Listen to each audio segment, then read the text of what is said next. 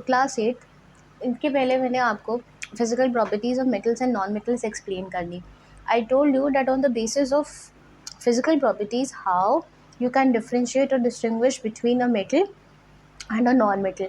और अगर आपको याद हो तो मैंने चैप्टर की स्टार्टिंग में बताया था कि दो बेसिस हैं जिनको कंसिडर करके या जिनको हम कंसिडरेशन में लेके हम एक मेटल को एक नॉन मेटल से डिफ्रेंशिएट कर सकते हैं, जिसमें से पहली प्रॉपर्टी थी physical property and second property जो थी वो है chemical properties. Now I explain you this very clearly कि केमिकल चेंज या केमिकल रिएक्शन या केमिकल प्रॉपर्टी क्या होता है.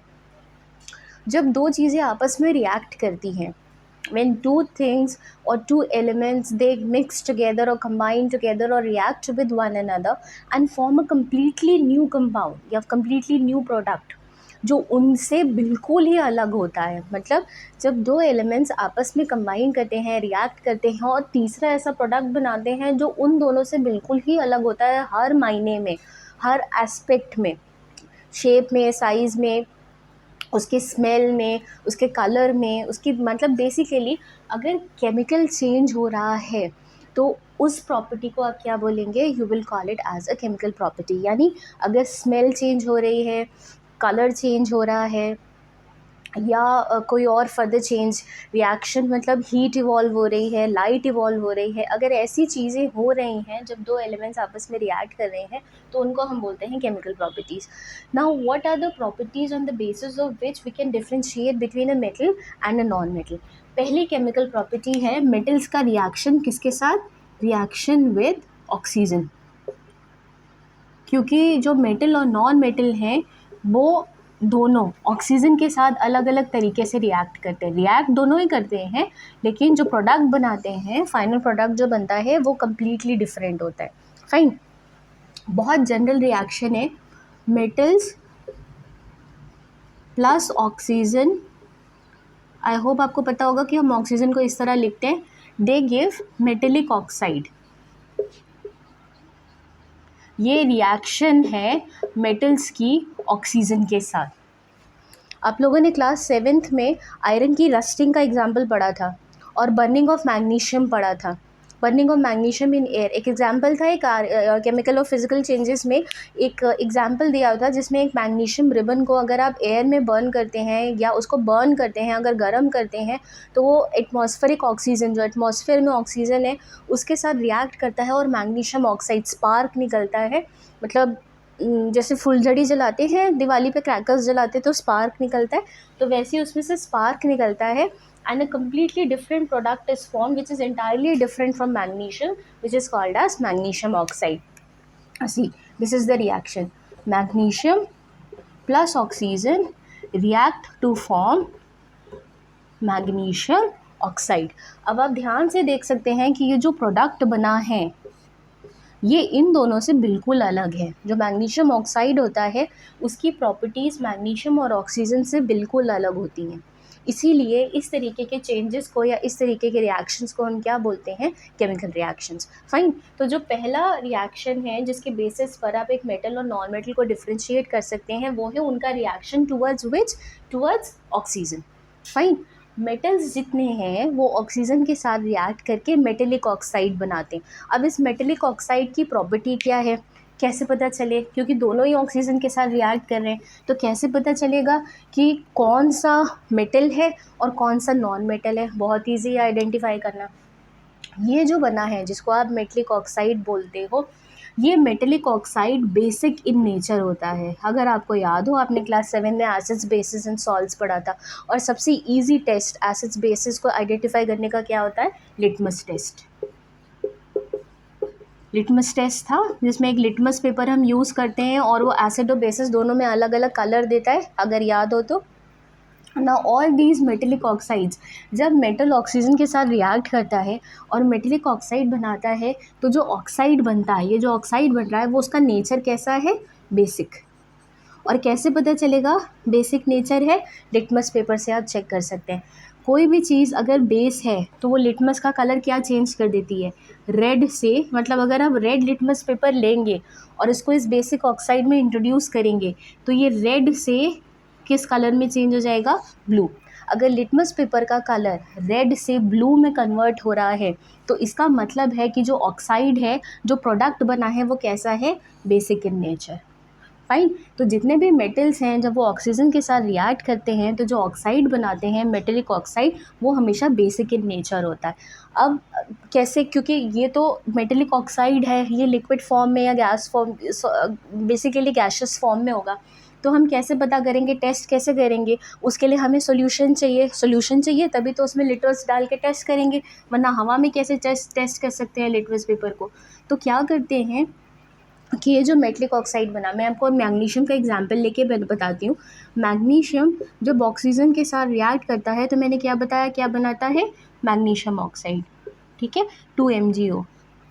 अब अगर इस मैग्नीशियम ऑक्साइड को जो हमें मिला है, जो रेसिड्यू मिला है, इसको अगर हम पानी में डिज़ोल्व कर दें, इस मैग्नीशियम ऑक्साइड को जो हमें मिला है मैग्नीशियम और ऑक्सीजन के रिएक्शन की वजह से, उसको अगर हम पानी में डिज़ोल्व कर दें तो हमें मिलता है मैग्नीशियम हाइड्रोक्साइड, ठीक है। ये जो मैग्नीशियम हाइड्रोक्साइड है, ये कैसा है, ये बेसिक है नेचर में। और इसी को आप कैसे टेस्ट करेंगे, इस सॉल्यूशन को, क्योंकि ये सॉल्यूशन फॉर्म में है, लिक्विड फॉर्म में है, तो आप आसानी से लिटमस पेपर को इसमें डिप कर सकते हैं। कौन से लिटमस पेपर को, रेड लिटमस पेपर को इसमें डिप कर सकते हैं। और जैसे ही आप इसको, इस रेड लिटमस पेपर को किस में डिप करेंगे, मैग्नीशियम हाइड्रोक्साइड के सॉल्यूशन में, वो किस में कन्वर्ट हो जाएगा, ब्लू में। तो ये क्या इंडिकेट करता है, ये रिएक्शन या ये change of colour litmus paper का फ्रॉम रेड टू ब्लू, ये इंडिकेट करता है कि जो मेटेलिक ऑक्साइड्स होते हैं या जो मेटेलिक हाइड्रोक्साइड्स होते हैं, वो सारे कैसे हैं नेचर में, बेसिक इन नेचर हैं। और वो हम कैसे पता चला, लिटमस पेपर की हेल्प से। जब लिटमस पेपर को मैग्नीशियम हाइड्रोक्साइड सॉल्यूशन में डाला तो वो किस में कन्वर्ट हो गया, रेड से ब्लू में, ठीक है। एक रिएक्शन तो ये है। नाउ बेसिकली जितनी भी मेटल्स की ऑक्सीजन के साथ रिएक्शंस होती हैं वो किसी न किसी फॉर्म की कोरोजन होती हैं। कोरोजन, ये भी आपने शायद क्लास 7th में पढ़ा है। कोरोजन का मतलब होता है कि जब मेटल की ऊपर की सरफेस, किसी भी मेटल की ऊपर की सरफेस, सपोज करो ये मेटल है, आयरन का पीस है, जब ये एयर और मॉइस्चर के कांटेक्ट में, आपने ऑब्ज़र्व किया होगा कि बारिश के टाइम पे लोहे में जंग ज़्यादा लगती है, उसी जंग को आप इंग्लिश में क्या बोलते हैं, you call it as rust, उसको रस्ट बोलते हैं। फाइन। ऑब्ज़र्व करना कि जब बारिश होती है, अगर लोहा खुला रखा, उस पर कोई पेंट नहीं किया है आपने, कुछ पॉलिश नहीं हुआ है, और अगर वो रॉ है, बिल्कुल अनकवर्ड है, अनप्रोटेक्टेड है, तो क्या होगा कि आपको, अब जब बारिश का सीज़न होगा तो थोड़े टाइम बाद आपको उसके ऊपर एक ब्राउन ब्राउन सी कवरिंग दिखाई देगी। उस ब्राउन कवरिंग को हम क्या बोलते हैं, that brown covering is called as rust. और ये कब होती है, जब मॉइस्चर, दो कंडीशंस है रस्टिंग होने के लिए, दो कंडीशंस होनी चाहिए। एक कंडीशन तो है कि ऑक्सीजन होनी चाहिए, क्योंकि रिएक्शन ही ऑक्सीजन के साथ हो रहा है। दूसरी कंडीशन ये है, वाटर होना चाहिए, मॉइस्चर प्रेजेंट होना चाहिए। इसीलिए बारिश के सीज़न में रस्टिंग होती है और किसी सीज़न में रस्टिंग नहीं होती है। फाइन, क्योंकि उस टाइम पे नमी बहुत होती है, मॉइस्चर बहुत ज़्यादा होता है एटमॉस्फेयर में। Now what happens is, when iron combines with oxygen which is present in the atmosphere plus moisture which is present in the atmosphere, it forms ferric oxide. Fine, उसको फेरिक ऑक्साइड बोलते हैं। ये जो rust है, ये rust का formula है Fe2O3, iron oxide. Fine. और ये आयरन ऑक्साइड भी कैसा है, बेसिक इन नेचर है। यानी अगर इसका सॉल्यूशन बनाएंगे, इसको पानी में डाल देंगे, और जो सॉल्यूशन मिलेगा उसको अगर हम लिटमस पेपर से टेस्ट करेंगे तो फिर से हमें क्या मिलेगा, रेड लिटमस पेपर किस में कन्वर्ट हो जाएगा, ब्लू। यानी जिस्ट क्या है, मैं क्या बताना चाह रही हूँ कि जब भी मेटल्स ऑक्सीजन के साथ रिएक्ट करते हैं तो जो ऑक्साइड बनाएंगे वो हमेशा कैसा होगा नेचर में, बेसिक इन नेचर। फाइन, इतना समझ में आया।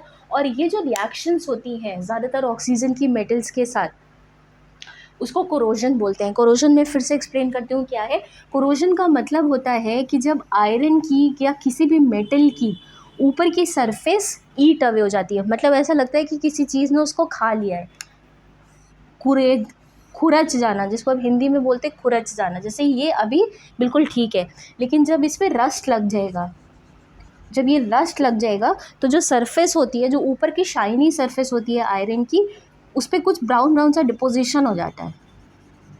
फाइन, तो वो शाइनी और पॉलिश सरफेस जो है ऐसी लगती है कि जैसे खुरच दी गई हो। इसी खुरचने को आप क्या बोलते हैं, उसका साइंटिफिक नेम क्या है, that is called as corrosion. और ये कब होगा, जब आयरन किसके साथ रिएक्ट करेगा, ऑक्सीजन के साथ और वाटर के साथ। फाइन, तो जितने भी मेटल्स हैं जब वो ऑक्सीजन के साथ रिएक्ट करते हैं तो वो मेटेलिक ऑक्साइड बनाते हैं, और वो मेटेलिक ऑक्साइड्स हमेशा बेसिक इन नेचर होंगे। एक और एग्जांपल है, आपने घर में ऑब्ज़र्व किया होगा आपने कि जो आपकी मदर होती हैं वो सारी सिल्वर की ज्वेलरी जो है वो हमेशा कॉटन में रैप करके रखती है। बोलते हैं कि कपड़े में रैप करके रखना चाहिए सिल्वर की ज्वेलरी, या कॉटन में रैप करके रखना चाहिए। अगर आपने उसको खुला एक्सपोज छोड़ दिया है, इफ़ इट इज़ एक्सपोज्ड, खाली अनकवर्ड, या उसको ठीक से आपने कॉटन में रैप करके नहीं रखा है, तो उसके ऊपर एक ब्लैक ब्लैक सी जो सिल्वर है वो थोड़े दिनों में काला होने लगता है।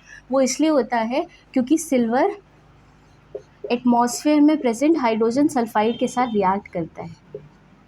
ठीक है, जो सिल्वर होता है वो हाइड्रोजन सल्फाइड के साथ, एटमॉस्फेयर में हाइड्रोजन सल्फाइड प्रेजेंट होती है जिसके साथ वो रिएक्ट करता है और क्या बनाता है,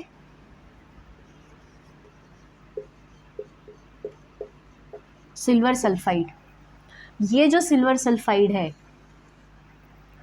ये रिस्पॉन्सिबल होता है सिल्वर के ब्लैक कलर के लिए। और इस टर्म को हम क्या बोलते हैं, जैसे आयरन की रस्टिंग होती है वैसे सिल्वर की क्या होती है, टार्निशिंग, उसको बोलते हैं टार्निशिंग, टार्निश हो जाना, सिल्वर का टार्निश हो जाना।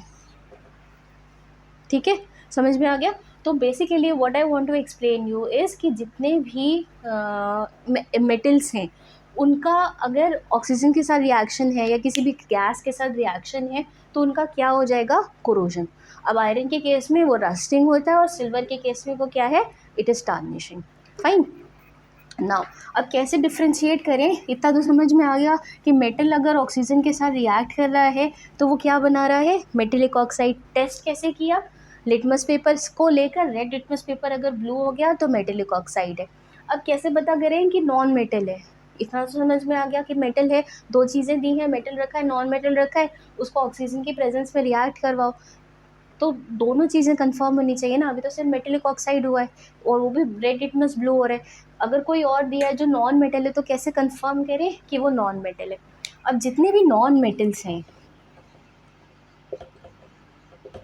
वो जब ऑक्सीजन के साथ रिएक्ट करते हैं तो जो ऑक्साइड बनता है वो नॉन मेटेलिक ऑक्साइड होता है। अब इसका क्या मतलब है, नॉन मेटेलिक ऑक्साइड का मतलब मैंने क्या बताया, जो मेटेलिक ऑक्साइड्स हैं वो कैसे हैं, बेसिक इन नेचर है, लेकिन जितने भी नॉन मेटेलिक ऑक्साइड्स हैं वो सब कैसे हैं, एसिडिक इन नेचर है। एसिडिक कैसे टेस्ट करेंगे, बहुत सिंपल है। सपोज करिए आपके पास सल्फ़र है, आपने उसको ऑक्सीजन के साथ रिएक्ट किया, ठीक है, क्या मिलेगा, सल्फ़र डाइऑक्साइड। फाइन, अब इस सल्फ़र डाइऑक्साइड को, ये नॉन मेटेलिक ऑक्साइड है, क्यों, क्योंकि सल्फ़र क्या है, नॉन मेटल, ऑक्सीजन के साथ रिएक्ट किया, क्या दिया, नॉन मेटेलिक ऑक्साइड। अब अगर इसको पानी में डाल दूँगी, अगर इस सल्फ़र डाइऑक्साइड को मैं पानी में डालूँ तो एक एसिड मिलता है जिसको बोलते हैं सल्फ्यूरस एसिड, H2SO3। और कैसे टेस्ट करेंगे कि यह एसिड ही है, बहुत सिंपल है, ब्लू लिटमस पेपर लेना और इसको इसमें डालना, जैसे ही इसमें इंट्रोड्यूस करेंगे, डिप करेंगे, वैसे ही ब्लू लिटमस का कलर किस में कन्वर्ट हो जाएगा, रेड। इसका मतलब है कि जितने भी नॉन मेटल्स हैं जब वो ऑक्सीजन के साथ रिएक्ट करते हैं तो जो ऑक्साइड बनता है वो नॉन मेटेलिक होता है, और वो ऑक्साइड कैसा होता है, उसकी टेंडेंसी कैसी होती है, एसिडिक। फ़र्क समझ में आ गया। ये बेसिक ऑक्साइड्स है, यानी जब मेटल्स ऑक्सीजन के साथ रिएक्ट करेंगे तो बेसिक ऑक्साइड्स देंगे, नॉन मेटल्स जब ऑक्सीजन के साथ रिएक्ट करेंगे तो कैसे ऑक्साइड्स देंगे, एसिडिक ऑक्साइड। उनको जैसे ही आप पानी में डिज़ोल्व करोगे वो क्या देंगे, एसिड्स। और इसको टेस्ट कैसे करेंगे, ब्लू लिटमस पेपर को जब ब्लू लिटमस पेपर को जब इस सोल्यूशन में डाल देंगे जो एसिड है तो वो किस में कन्वर्ट हो जाएगा, रेड कलर में। फाइन। तो ये पहली रिएक्शन है या ये पहली केमिकल प्रॉपर्टी है जिसके बेसिस पर हम मेटल्स को नॉन मेटल्स से डिफर कर सकते हैं, which is their reaction with oxygen. कोई प्रॉब्लम है? अगर बहुत जल्दी कर दिया है, नहीं समझ में आया कि मैम कैसे डिफ्रेंशिएट करना है, अभी भी नहीं समझ में आया, तो कमेंट सेक्शन में प्लीज़ फील फ्री फिर से लिखना, मैं फिर से आपको ये चीज़ें एक्सप्लेन करूँगी। स्किप मत करिएगा क्योंकि यहाँ समझना थोड़ा सा डिफ़िकल्ट है। समझ में नहीं आया होगा तो कमेंट सेक्शन में मेंशन कर दीजिएगा। Thank you.